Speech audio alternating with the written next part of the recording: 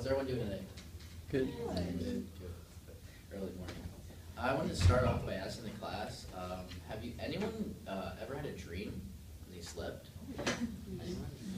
Majority of you dreamed? Well, according to Dr. Rick Strassman's book, DMT, the Spirit Molecule, these dreams are a result of your pineal gland releasing DMT during your REM sleep cycle, which is kind of funny because according to the survey I took, over half the class thinks that they cannot ever experience hallucinogenic situations. So, in fact, everybody you have experienced in this, so I think that's kind of a little shocking. So this kind of caught my interest, and I started doing research, reading Rick Strassman's DMT, the Spirit Molecule, doing research on articles from eMedicine, looking in the Journal of Nervous and Mental Disease, and the National Institute of Drug Abuse to formulate basically more of an informational speech to kind of, I guess, get the speed up to class, the class up to speed with my topic of psychedelics and hallucinogens. In my speech, I'm going to first inform you about what they are and how they affect your brain. Then I will follow up with the history of these substances within the context of human culture and how they've kind of been with us through our upcomings, and then finish off talking about how they are being currently used today pharmaceuticals. So to begin, let's do some definitions. Psychedelics are defined by the Merriam-Webster Dictionary as substances capable of producing abnormal psychic effects. And hallucinogens are substances that cause people to see something or things that aren't real. So psychedelics are types of hallucinogens, but not all hallucinogens are psychedelics. And according to an article by Live Science, how these substances work is they change the shape of the receptor once it binds to that receptor. Once that receptor now has changed shape, it is able to process other information. So you change your ability to perceive new information, basically what's happening. So you're able to get in new information from other things, maybe like people's energies, people's emotions, like that. And according to the National Institute of Drug Abuse, they state that the short-term experiences are unpredictable. They vary with the amount taken, the mood, your expectations, the type of person, and the surroundings. So they're very variable on case-to-case basis on the type of people. They also mentioned a study done with Native Americans who use peyote religiously, and their findings show it had no long-term effects on their cognition. According to Richard Spear, also known as hunting crow, Native Americans just use it to prey, and it has been used by Native Americans for thousands of years. So kind of staying in that same context of history, many other cultures besides Native Americans have used these substances in ceremonies, religious events. One example is the Indian book, the holy book, Rig Veda. In this book, it talks about shamans using a sacred substance called soma, which is made from a type of mushroom, Amanita muscaria, which is a psychedelic mushroom that actually grows around here.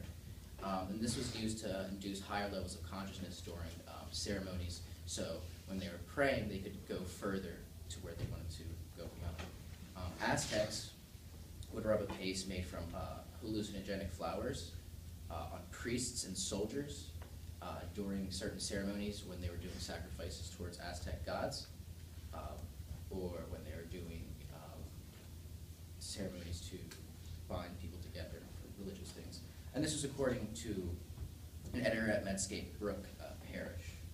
And these are just a couple examples of these substances in our history and how they've kind of shaped our history culturally, spiritually, cognitively.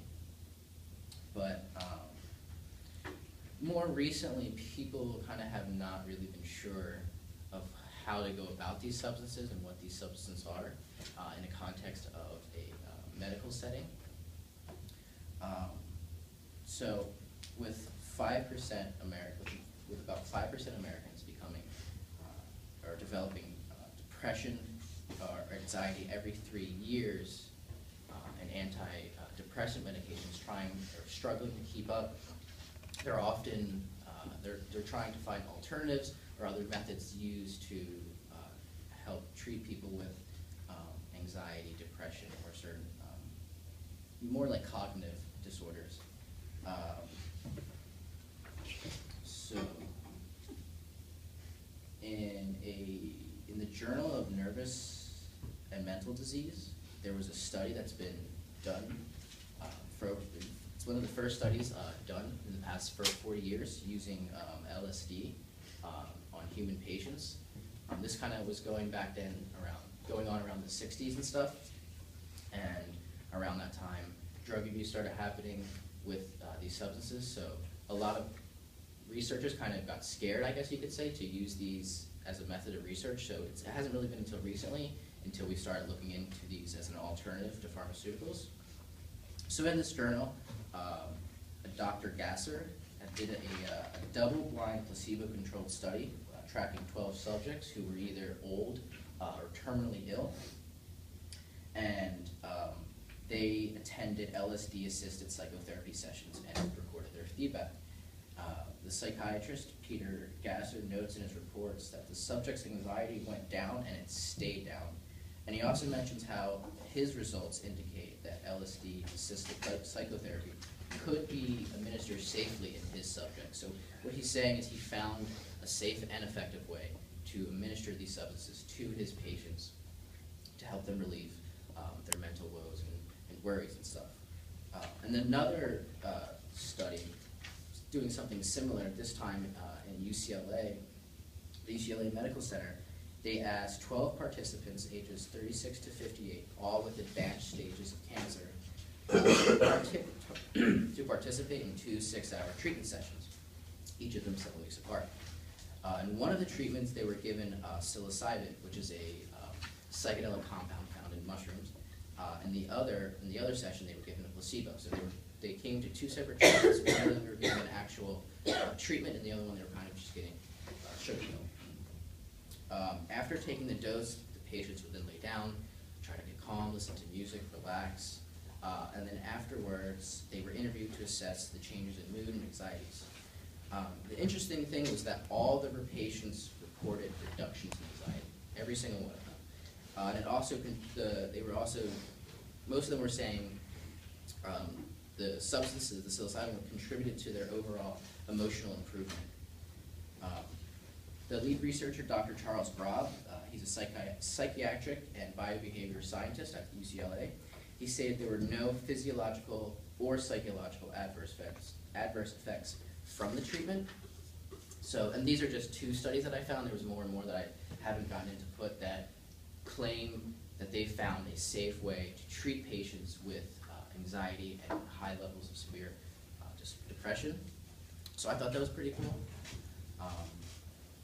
But now, hopefully you guys are a little bit more informed on the topic of psychedelics and hallucinogens, and you will have maybe a more positive outlook on these alternatives. Since I've talked a little bit about what these psychedelic and hallucinogenic substances are, how they affect your mindset, how these chemicals are used in various cultures and throughout our history, and how these chemicals are being used today, hopefully you guys will then consider them as a safe alternative in the future if you guys ever unfortunately have to deal with a mental woe, I guess you could say. You could look at these as an alternative to taking pharmaceuticals and other medications that I know a lot of people aren't really too